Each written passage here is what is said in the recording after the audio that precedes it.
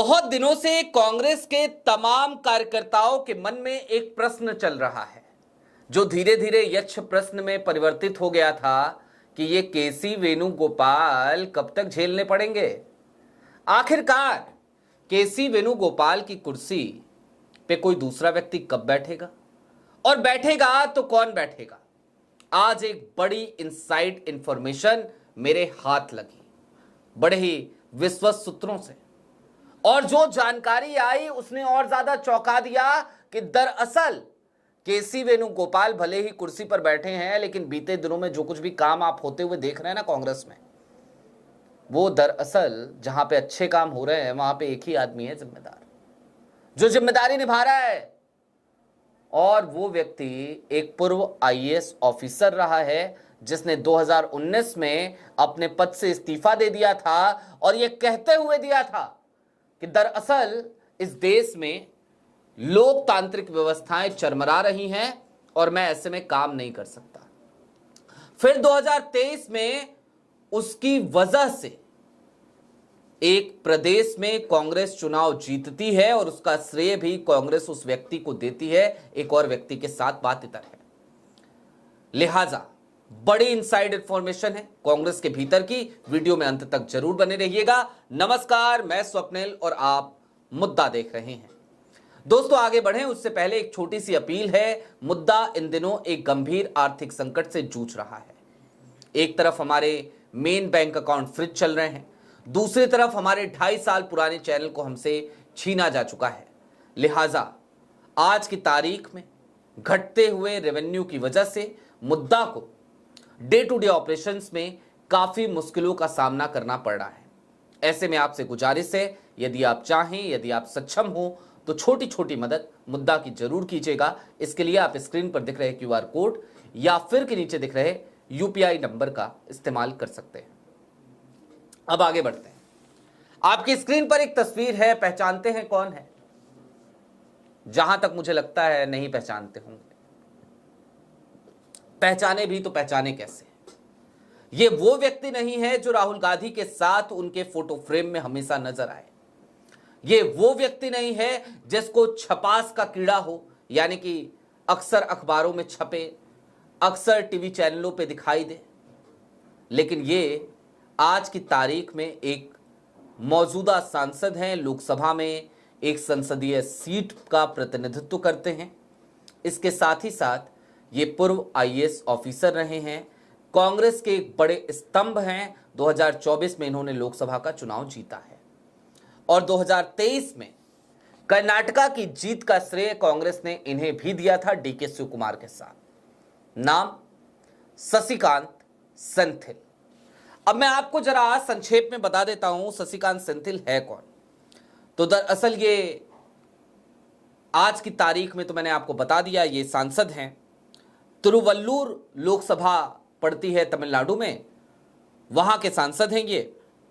और इसके साथ ही साथ 2009 से 2019 तक, यानी कि 10 सालों तक इन्होंने बतौर आईएएस ऑफिसर कर्नाटका काडर में काम किया है।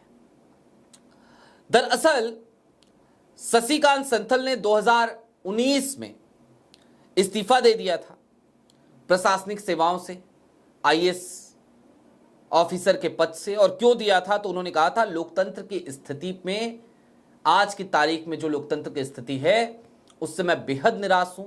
यह स्थिति लोकतांत्रिक व्यवस्था में जैसी होनी चाहिए वैसी नहीं है। उसके बाद 2020 में ये कांग्रेस में शामिल होते हैं। 2021 के तमिलनाडु विधानसभा चुनाव में पार्टी के लिए इन्होंने प्रचार किया था।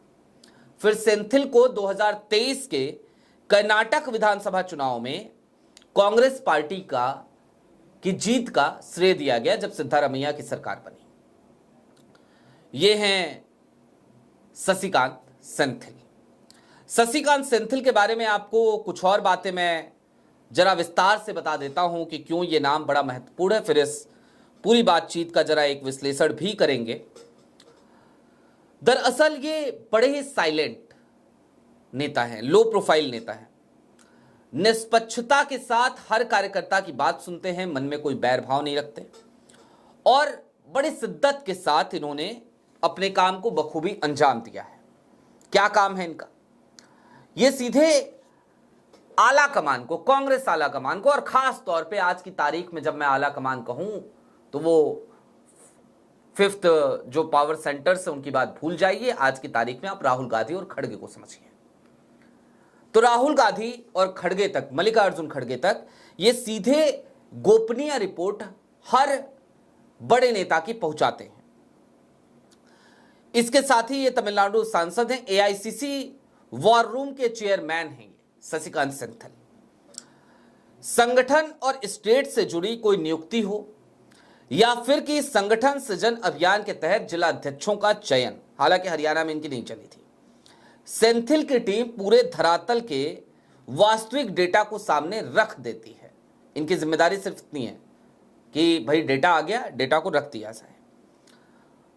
पर्यवेक्षक में के बीच में इतना खौफ जब ये वॉर रूम के चेयरमैन तब रहता है कि अगर उन्होंने जो रिपोर्ट दी और सेंथिल ने जो रिपोर्ट दी, अगर दोनों रिपोर्ट्स में असमानता हुई तो कहीं आलाकमान नाराज ना हो जाए।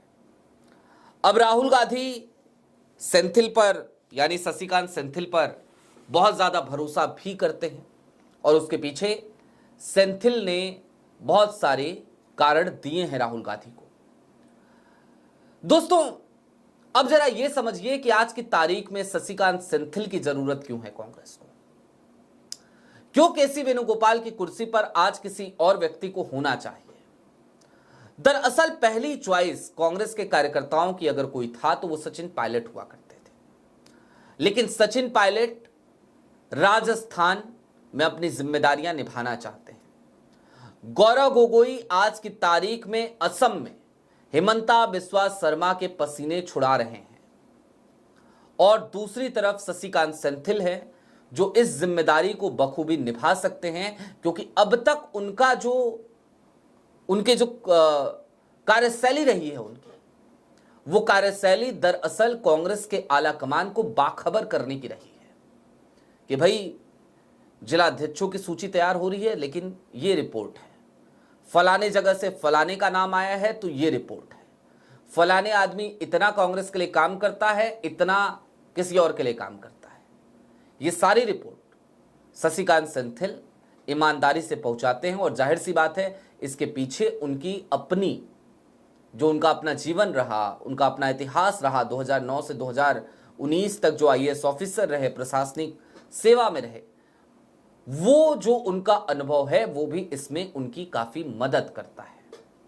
लिहाजा शशिकांत सेंथिल आज की तारीख में केसी वेणुगोपाल की कुर्सी पर काबिज होने के लिए तैयार खड़े हैं, लेकिन थोड़ी देर के लिए और यहां ठहरने की जरूरत है।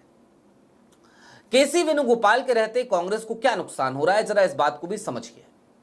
हालांकि केसी वेणुगोपाल खुद को आजकल सक्रिय दिखाने की कोशिश जरूर कर रहे हैं, लेकिन ऐसी कौन सी सक्रियता। हरियाणा का ही चलिए एग्जाम्पल ले लीजिए। हरियाणा में क्या हुआ? तो हरियाणा में जनाब हुआ ये कि बीके हरिप्रसाद ने 2 लोगों के नाम भेजे, दोनों नामों पे केसी वेणुगोपाल साहब के हस्ताक्षर से चिट्ठी आ गई और 2 नाम थे, सीएलपी लीडर के तौर पे भूपेंद्र हुड्डा और दूसरे राव नरेंद्र सिंह प्रदेश अध्यक्ष के तौर पर। राहुल गांधी के उस वायदे को धता बताते हुए कि इस बार हरियाणा में एक युवा नेतृत्व दिया जाएगा हरियाणा को, कांग्रेस का, लेकिन वो बात तो हो नहीं पाई। राव नरेंद्र सिंह 3 बार विधानसभा का चुनाव हारे हुए प्रत्याशी, उनको प्रदेश अध्यक्ष बना दिया गया। आज काफिले निकल रहे हैं और हरियाणा का हाल ये कि बृजेंद्र सिंह, जो खुद अपने खर्चे पर पार्टी की सहमति के बाद, आला कमान की सहमति के बाद आज एक यात्रा लेकर निकल पड़े हैं। 5 अक्टूबर से उनकी यात्रा शुरू होनी है, तो उनकी यात्रा के खिलाफ गुटबाजी, बयानबाजियों का दौर हरियाणा में जारी है। कांग्रेस को मजबूत करने को निकले सड़कों पे और उसको कमजोर करने की कोशिश प्रदेश के आला कमान का गुट करे, तो जरा सोचिए कितनी चिंता वाली बात है।